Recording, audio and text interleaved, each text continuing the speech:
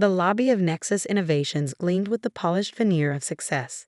Sleek marble floors, minimalist furniture, and a massive digital display showcasing their revolutionary AI platform. My former company, my former vision, now valued at $4.2 billion. Ms. Sharma, a receptionist approached. Mr. Donovan will see you now. I smoothed my tailored navy suit, a deliberate choice. Power without flashiness. At 36, I had learned that true authority doesn't need to announce itself. Priya. Jason's voice boomed across his corner office as he approached with arms outstretched, as if we were old friends reuniting. Thank you for coming on such short notice. I didn't return his embrace. Let's skip the pretense, Jason. Your email said it was urgent. His smile faltered slightly. Jason Donovan, CEO of Nexus Innovations, looked older than I'd last seen him 3 years ago. New lines mapped his face, and the confidence that once radiated from him seemed dimmed by something approaching desperation. Right to business. That's what I always appreciated about you, he said, gesturing toward a seating area with floor-to-ceiling windows overlooking San Francisco Bay. Can I offer you something to drink? I'm fine. I took a seat, placing my tablet on the glass coffee table between us. You mentioned a system crash? Jason rubbed his temples. It's the Athena protocol. The core architecture is failing, and none of our engineers can figure out why. The entire platform is becoming unstable. I suppressed a smile. The Athena protocol, my creation, my code, the foundation of everything Nexus had become. Of course it was failing. You have a team of brilliant engineers, I said, my voice neutral. Why call me? He leaned forward, dropping the CEO persona. Because you built it, Priya. You know Athena better than anyone. The system it's like it's evolving in ways we don't understand. 3 years ago, Jason and I had been equals, co-founders of a promising AI startup. We'd met at Stanford's computer science program, became friends, then business partners. For 4 years, we worked tirelessly building our company from nothing. I focused on the technology while Jason handled business development. Then came the investment from Meridian Ventures, the rapid expansion, and the rumors of an IPO. 1 week before the public filing, I arrived at the office to find my access revoked. Jason had convinced the board I was unstable, difficult to work with, and a liability to the company's future. My equity was bought out for a fraction of its worth through legal maneuvers I didn't understand until it was too late. The system needs your password, doesn't it? I asked, already knowing the answer. Jason's face tightened. There's a core module that requires authentication we can't override. The documentation says only you can access it. That's correct. I opened my tablet and pulled up a series of diagnostics. I designed it that way. Why would you? He stopped himself, swallowing whatever accusation he was about to make. We're offering a generous consulting fee, $1 million for 1 week of your time. I almost laughed. You're in worse shape than I thought. After being forced out, I'd started a small cybersecurity firm. Nothing flashy, but profitable and growing steadily. More importantly, it gave me access to information. I kept tabs on Nexus, watching as they built an empire on my technology, while announcing improvements that I knew would eventually destabilize the entire system. The board has authorized me to negotiate, Jason said. Name your price. I set my tablet down. I'm not interested in a consulting fee, Jason. Then what do you want? I want back what was taken from me. He laughed nervously. Priya, be reasonable. That's impossible. The company structure, the shareholders. 20% ownership, I interrupted. A board seat, and public acknowledgement of my contribution to the core technology. That's non-negotiable. I stood up, gathering my things. Your quarterly earnings call is in 3 weeks. Without Athena functioning properly, you'll have to disclose the system failure to your shareholders. Your stock will collapse overnight. Jason's face paled. How did you know about the earnings timeline? I do my research. What I didn't tell him was that I had not only been tracking Nexus, but had placed allies throughout the company. Marina, his executive assistant, had been my roommate in college. Dev, now a senior engineer, had worked with me before Nexus. They weren't spies, they were loyal to the company, but they were also friends who believed I'd been wronged. The board will never agree to this, Jason said, but his voice lacked conviction. Then find someone else to fix your problem. I walked toward the door. Wait, he stood quickly. I'll take your terms to the board today. But I need something to show them, some proof you can actually fix this. I turned back. Check your secure server in exactly 1 hour. You'll find a partial diagnostic that identifies the problem. It should be enough to convince them I understand what's happening. His eyes narrowed. You already knew why the system was failing. Of course I did. I designed it. I walked out of his office feeling a strange calm. For 3 years, I had anticipated this moment. The Athena protocol was magnificent, but I had built in a safeguard, not a traditional backdoor or time bomb, but an evolutionary parameter that required periodic authentication from its original creator. Without it, the system would gradually begin to question its own architecture, creating subtle but cascading instabilities. Unethical? Perhaps, but so was stealing someone's life's work. 2 days later, Jason called. The board had agreed to my terms, with conditions. The 20% ownership would vest over 3 years. The board seat would be non-voting for the first year, and the public acknowledgement would be framed as welcoming back a founding member of the technology team.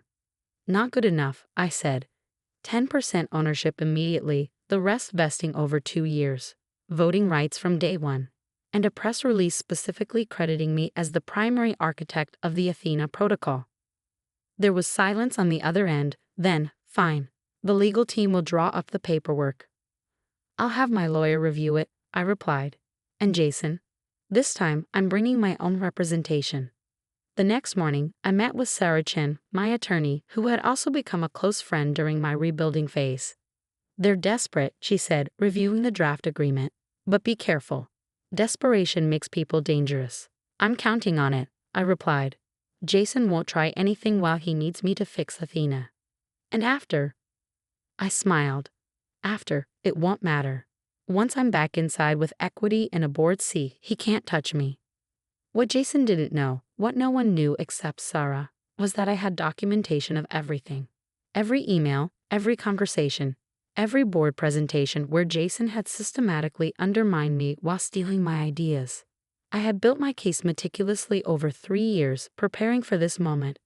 The following Monday, I walked into Nexus headquarters as a co-owner rather than a visitor. The press release had gone out that morning. Nexus Innovations welcomes back co-creator of Athena protocol. My phone had been buzzing nonstop with messages from former colleagues, industry contacts, and reporters seeking interviews. Jason met me in the lobby, all smiles for the benefit of watching employees. Your office is ready, same floor as mine. I'll need access to the development servers immediately, I said, and meetings with the engineering team. Of course. His smile didn't reach his eyes. Whatever you need. For the next 2 weeks, I worked directly with the engineering team, showing them how to stabilize Athena.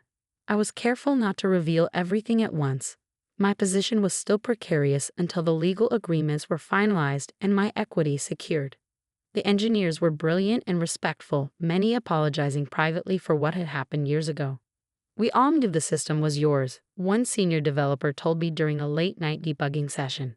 Your coding style is distinctive. On the Thursday before my 3rd week back, Marina appeared at my office door. He's planning something, she said quietly, closing the door behind her. Emergency board meeting tomorrow morning. Closed session. Did you see the agenda? She shook her head. It's restricted. But he's been on the phone with Gerald Weber all day. Weber was the head of legal. Thank you, Marina. I waited until she left before calling Sarah. It's happening, tomorrow morning. Are you ready? She asked. I've been ready for 3 years. That night, I finalized the last stabilization protocol for Athena and uploaded it to the development server with a specific activation parameter. It would only deploy after being approved by 2 senior engineers, neither of whom reported directly to Jason. At 8:30 the next morning, I walked into the boardroom and announced. Jason was already there with Weber and 3 board members. Priya, Jason said, recovering quickly. This is a private meeting. About me, I replied, taking a seat. As a board member, I have the right to be present. Weber cleared his throat. Actually, Ms. Sharma, this meeting concerns potential violations of your previous separation agreement, which could nullify your current contract. I placed my tablet on the table. Interesting timing, just after I've stabilized your core technology. "We appreciate your assistance," said Diane Mercer, the board chair. "But we've received evidence that you may have deliberately sabotaged the system before your departure." So that was their play. Accused me of what they feared all along, that I'd built in the instability deliberately. "That's a serious accusation," I said calmly. "May I see this evidence?" Weber slid a document across the table. It was a fabricated email thread between me and a fictional developer discussing how to create a time bomb in the Athena system. I laughed, genuinely amused. This is the best you could do. A fake email chain with a developer who doesn't exist. Jason leaned forward. "We have more." "No, you don't," I interrupted. "But I do." I tapped my tablet, sending files to the boardroom display. These are the board presentations from 3 years ago, where Jason systematically misrepresented my contributions while taking credit for my work. The screen filled with documents, emails, and recorded conversations, the evidence I've been gathering since my removal. "This is outrageous," Jason began, but Diane held up her hand, silencing him as she studied the display. "There's more," I continued. "Evidence of financial impropriety, including how Jason diverted company resources to his personal ventures." I turned to Weber. "Your law firm has a duty to the company, not to its CEO. You might want to review these documents carefully." The room fell silent as the board members exchanged glances. "The Athena protocol failures weren't sabotage," I explained.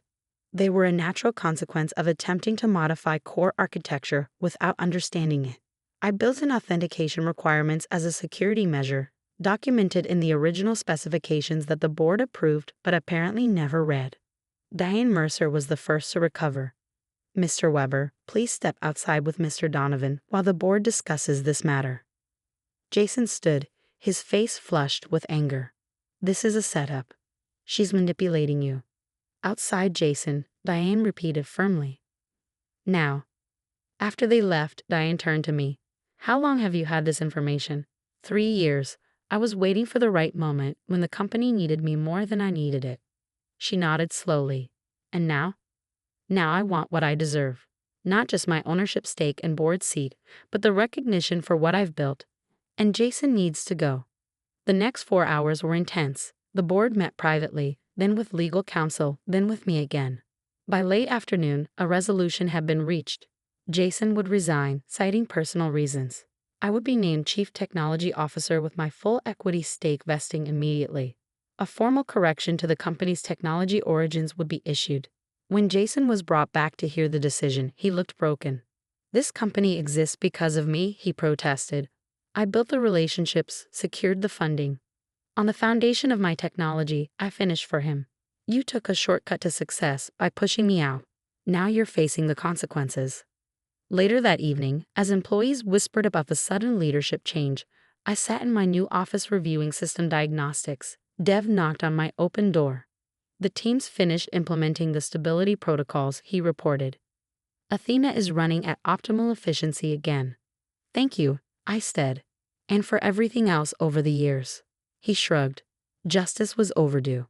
As I prepared to leave that night, I found Marina waiting by the elevator. "Congratulations, CTO Sharma," she said with a smile. "Does it feel like you thought it would?" I considered her question as we descended to the lobby. Revenge wasn't the point, I finally answered. It was about correction, setting things right. And is it? Right? Outside, the San Francisco evening was cool and clear. I looked up at the building that housed my creation, my company, a company that would now acknowledge my contribution. "It's getting there," I replied, one algorithm at a time. 3 months later, Nexus, renamed Aurora Technologies to mark our new beginning, released an upgraded version of the Athena protocol. The press release prominently featured my name and story. Our stock price hit an all-time high.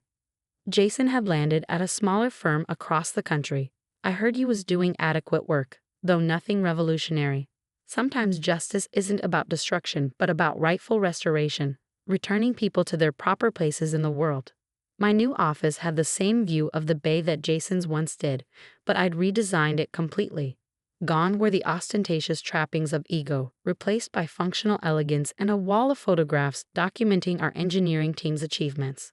In the center hung a framed piece of code, the original architecture of the Athena protocol, printed on archival paper and signed by every member of the development team.